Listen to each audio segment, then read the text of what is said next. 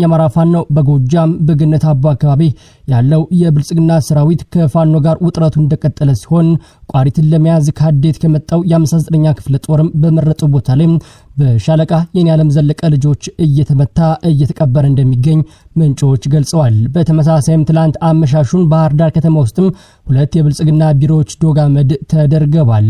በተመሳሳይ መረጃም ደግሞ አገዛዙ ጨፍጫፊ ቡድን ባንዳዎችም በህዝባችን ላይ ያደረጉት ያለው ግፍና መከራ እንደቀጠለ ነው ሲሉ ምንጮች ተናግረዋል። ሰላምና ጤና በያላችሁበት የዓለም ጥጉን ሊድረሳችሁ ክብሯን የተከበራችሁ ለሰዓቱም የተመራረጡ አሁናዊ ትኩስ ዘገባዎችን ይዤ ወደ እናንተ መጥቻለሁኝ። ለቻናሌም አዲስ ከሆናችሁ ሰብስክራይብ እንድታደርጉ ከወዲሁ እየጋበዝኩ በቀጥታም ወደ ሰዓቱ ዘገባዎች የማለፍኩኝ አብራችሁኝም ቆዩ። በቅድሚያም በገነት አቦ አካባቢ ያለው የብልጽግና ሰራዊት ከፋኖ ጋር ውጥረቱ እንደቀጠለ ሲሆን ቋሪትን ለመያዝ ካዴት የመጣው 59ኛ ክፍለ ጦር በመረጠው ቦታ ብራዳማ አካባቢ እየተቀበረ ይገኛል የተባለው የአማራ ፋኖ በጎጃም 5ኛ ክፍለ ጦር የነበልባሉ ገረመው እንዳወክ ብርጌድ ሻለቃ 4 በተሳተፈበት አውደ ውጊያም ካዴት የመጣው 59ኛ ክፍለ ጦር በመረጠው ቦታ ብራዳማ አካባቢ እየተቀበረ ሲሆን በቅጽል ስማቸው የደጋው መብረቅ በመባል የሚታወቁት ሻለቃ አራቶች በብራዳማ አካባቢ የሰፈረውን መዝባሪ ሰራዊት ሙትና ቁስለኛ አድርገው አምሽተውታል። መዝባሪው የአብይ አህመድ ሰራዊት በዙ 23 እና በሞርተር ሽፋን ሸጭነት በቋሪት የቁርጥ ቀን ልጆች ሙሉ በሙሉ ከመደምሰስም ተርፏል። በገነት አቦ አካባቢ ያለው የብልጽግና መዝባሪ ሰራዊት ከፋኖ ጋር በነበረው ፍጥጫ ያለምንም ውጊያ ውጥረት ነግሶም ውሏል። ይህ አሸባሪው የብልጽግና ሰራዊት የካቲት 29 ቀን 2017 ዓ.ም እስከ ዛሬ ድረስ በሚያድማት ከተማ ተጠልሎ የሽኝት ቀኑን እየተጠባበቀ መሆኑ ነው የታወቀው።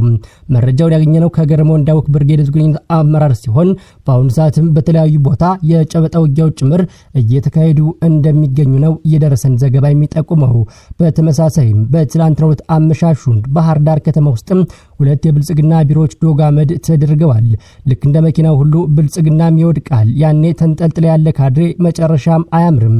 ምሽት የሆነውም እየሆነ ያለው ይሄው ነው። ካድሬ ወደ 7ኛው ሰማይ እየተሸኘ ሲገኝ በተለይም በትላንትናው ዕለት አብይ አህመድ ወደ ባህር ዳር ከተማ ገብቷል በሚል ሽርጉድ ሲሉ የነበሩ በርካታ ካድሬዎችም ምሽት ላይ የቦምብ ሲሳይ እንደሆኑ ነው የደረሰን ዘገባ የሚጠቁመው። በዚህም በትላንትናው ዕለት በባህር ዳር ከተማ ምሽት ላይ በተጠናው ኦፕሬሽን በተፈጸመው የቦምብ ጥቃት ሁለት ከፍተኛ የብልጽግና ቢሮዎችም ወደ ዶጋመድነት እንደተቀየሩ ምንጮቻችን ገልጸውልኛል። ይህ በእንዲህ እንዳለም ደግሞ በአሁኑ ሰዓት እንደወጣው ዘገባ በድራማ ልባችን አይወርድም ተብሏል። ጠላት አብይ አህመድ የአማራን ህዝብ የጀመረውን የህልውና ትግል ለማደናቀፍ ለመቀልበስ ከሚጠቀማቸው ዘዴዎች አንዱና ዋነኛ እንደዚሁም ዝነኛ ወደ ሆኑ የአማራ ከተሞች በመሄድና በነጻነት ሲመላለስ በመታየት ነው።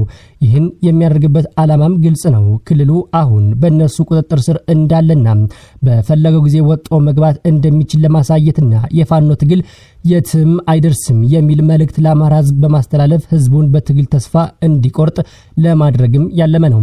ባለፈውም ወደ ጎንደር ከተማ ያደረገው ጉዞና አሁን ላይ ወደ ባህር ዳር ከተማ ያደረገው ጉዞ ለነዚህ ዓላማ ተጠቃሽ አስረጃዎችም ናቸው። ምልክት ወደ ሆኑ ወደ እነዚህ ከተሞች ሄዶ ሲመላለስ የሚታይበት ምክንያት ከላይ የገለጽነው መልእክት ለማስተላለፍ ብቻ ነው። ነገር ግን ይህ አይነቱ ተውኔት ከከንቱ ድራማነት ያለፈ ምንም አይነት ፋይዳ የለውም። ምክንያቱ ደግሞ የአብይ አህመድ ግብ ወደ ከተሞቹ መሄድና መመላለስ ብቻም አይደለም። ወደ ከተሞቹ ሄዶ በነጻነት ሲመላለስ መታየት ብቻም ሳይሆን ወይም ደግሞ በፈለገበት ጊዜ መግባትና መውጣት እንደሚቻል ማሳየትም አይደለም። የሚያደርጋቸው ነገሮች በሙሉ ግቦችም አይደሉም። የአብይ አህመድ ግብ ዓላማ አንድ ነው፣ እርሱም ፋኖን ማጥፋት ነው። አሸናፊ የሚባለው ዓላማና ግቡን አሳካ የሚባለው ትላልቅ ወደሚባል ከተሞች ሲሄድ ሳይሆን ፋኖን ሲያጠፋ ነው። ማሳካት ያለበት ግብ ያኔው ነው። ይህን ግብ እስካሳካ ድረስ ወደ ከተሞቹ ሄዶ መታየት፣ ገብቶ መውጣት ከንቱ ድራማ እንጂ ሌላም አይደለም። አሸናፊ የሚያስብለው ፋኖን ማጥፋት እንጂ ይህ አይደለምና ወደ ከተሞቹ መመላለስ ጥቅም የለውም። በደርግ ጊዜ መንግስቱ ኃይለማርያም እስከ 92 ድረስ ወደ አስመራ ከተማ ይሄድም ነበር። ለ16 ዓመታት አስመራና ሌሎች የኤርትራ ቦታዎችን በነጻነትም ይመላለስባቸው ነበር። ነገር ግን ይህ ምልልሱ አሸናፊ አላደረገውም። መቼም ሁሉም የሚያውቋቅ ነው። አብይ አህመድም አሁንም ወደ ተላልቆቹ የአማራ ከተሞች እንደ ልብ የገባው ሳይክል ነዳው ቢልም ነገር ግን እውነታው ከዚህ በተቃራኒ ነው። ወደ ከተሞቹ መምጣትና መሄድ ድል እንዳልሆነ ከዚህ እንረዳለን። ስለዚህ ወገናችን ይህን ነገር ማስተዋልም አለበት። ጠላት ይህ አይነቱን ድራማ እየደጋገመው ስለሆነና ቀላል የማይባል ወገንም በዚህ ድራማ ልቡ ሲወርድ እያየ ስለሆነ ይህንን መልእክትም ለማስተላለፍ ወድናል ሲል የአማራ ፋኖ በጎጃም ካገኘነው ዘገባ ሰጥናችሁ። በተመሳሳይም ከአማራ ፋኖ በሸዋ ናዶ ክፍለ ጦር አስቸኳይ መግለጫ ሰጥቷል። እንደሚታወቀው የአማራ ህዝብ አገዛዙ በፖለቲካዊ፣ በኢኮኖሚያዊ፣ በማህበራዊና ሌሎች ሴቶቹ በብልጽግና ስርዓትና መሰሎቹ የተነጠቀ ህዝብ መሆኑ ዓለም ያወቀው የአደባባይ ሐቅ ነው።